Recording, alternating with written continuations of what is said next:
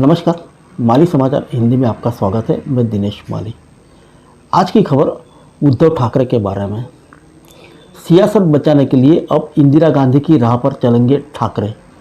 शरद पवार के फॉर्मूला में छुपा है इंदिरा गांधी का ताकतवर इतिहास, जो बन सकता है ठाकरे का पावर प्ले। इलेक्शन कमीशन के फैसले के बाद शिवसेना को गंवा चुके उद्धव ठाकरे अब इंदिरा गांधी के रास्ते पर चलने को मजबूर हो गए हैं।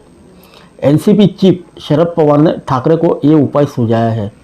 माना जा रहा है कि ठाकरे अगर इंदिरा गांधी की तरह दमदारी से मैदान में उतरते हैं और अपनी हार को पावर प्ले में बदल पाते हैं तो मुंबई और महाराष्ट्र पर उद्धव ठाकरे अपना राज कायम रख सकते हैं।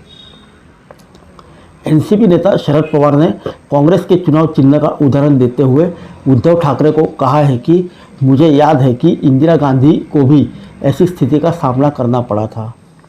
उस समय 2 बैलों की जोड़ी कांग्रेस का चुनाव चिन्ह हुआ करता था। बाद में ये उनसे छीन लिया गया और हाथ का चुनाव चिन्ह मिला, जिसे लोगों ने स्वीकार किया। इसी तरह लोग नया सिंबल स्वीकार करेंगे।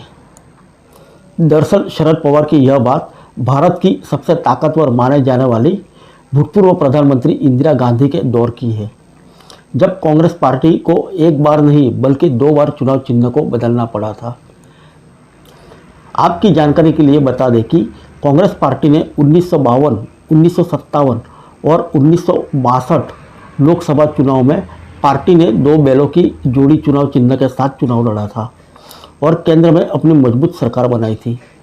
लाल बहादुर शास्त्री के समय भी कांग्रेस का चुनाव चिन्ह 2 बैलों की जोड़ी ही था। शास्त्री जी के निधन के बाद जब इंदिरा गांधी ने पार्टी की बागडोर संभाली, तब उन्हें पार्टी के वरिष्ठ नेताओं की गुटबाजी का सामना करना पड़ा। इंदिरा गांधी के नेतृत्व को लेकर कांग्रेस पार्टी के भीतर कुछ नेता नाराज थे। उन्होंने बहुत से कांग्रेसियों का साथ लेकर कांग्रेस आर के नाम से नई पार्टी बना ली। इसके अलावा पार्टी का दूसरा धड़ा कांग्रेस ओ बन गया।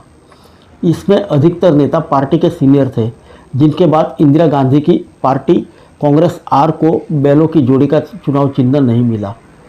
फिर उन्होंने गाय और बछड़े को अपना पार्टी चुनाव चिन्ह बनाया, जिसके बाद उन्होंने पार्टी चिन्ह का जोर शोर से प्रचार किया। इस दौरान उन्होंने गरीबी हटाओ का नारा दिया।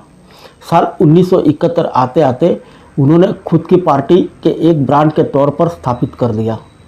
1971 के चुनाव में इंदिरा गांधी की नई पार्टी ने जबरदस्त कामयाबी हासिल की थी। 1975 आते आते कांग्रेस पार्टी एक बार फिर से बिखरने लगी। इंदिरा गांधी ने देश में आपातकाल लागू कर दिया था, जिसके बाद देश भर में इंदिरा गांधी के खिलाफ विरोध देखने को मिला था। इसका खामियाजा कांग्रेस को 1977 के लोकसभा चुनाव में झेलना पड़ा था। इसके पीछे की बड़ी वजह यह थी कि आपातकाल के दौरान कांग्रेस पार्टी के कई सीनियर लीडर्स इंदिरा गांधी का साथ छोड़ चुके थे। आम चुनाव में मिली हार का सारा ठिकरा कांग्रेस के वरिष्ठ नेताओं ने इंदिरा गांधी पर फोड़ा था। इसके बाद कांग्रेस पार्टी एक बार 2 धड़े में बंट गई। एक बार फिर कांग्रेस पार्टी का एक हिस्सा इंदिरा गांधी के साथ था और दूसरा उसके विरोध में। पार्टी की अंदरूनी कलह को कुचलने के लिए इंदिरा गांधी ने एक बार फिर से नई पार्टी बना ली, जिसका नाम कांग्रेस आई यानी इंदिरा कांग्रेस रखा गया। 1977 के चुनाव के बाद कांग्रेस पार्टी के चुनाव चिन्ह गाय और बछड़े का विरोधी नेताओं ने खूब मजाक बनाया था। विरोधियों ने तो यहाँ तक कहना शुरू कर दिया था कि गाय मतलब इंदिरा गांधी और बछड़ा मतलब संजय गांधी है। इसके बाद इंदिरा गांधी ने पुराने चुनाव चिन्ह को छोड़ने का फैसला किया, जिसके बाद तब से अब तक कांग्रेस पार्टी का चुनाव चिन्ह हाथ है यानी पंजा।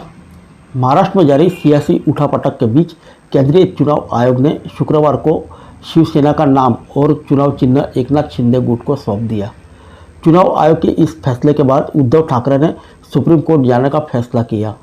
इस बीच राष्ट्रवादी कांग्रेस पार्टी के नेता शरद पवार ने उद्धव ठाकरे को चुनाव आयोग का फैसला मानने की सलाह दी। साथ ही शरद पवार ने उद्धव ठाकरे को यह भी कहा कि यह चुनाव आयोग का फैसला है और एक बार चुनाव आयोग ने फैसला दे दिया तो इस मुद्दे पर बहस करने का कोई मतलब नहीं रह जाता। इसे स्वीकार कीजिए और नया चिन्ह ले लीजिए। उन्होंने कहा कि बस इस मुद्दे पर कुछ दिनों तक चर्चा होगी। लोग उद्धव ठाकरे के नए चुनाव चिन्ह को भी स्वीकार कर लेंगे। फिर मिलेंगे अगले बुलेटिन में अन्य किसी खबर के साथ। तब तक के लिए इजाज़त दीजिए। नमस्कार।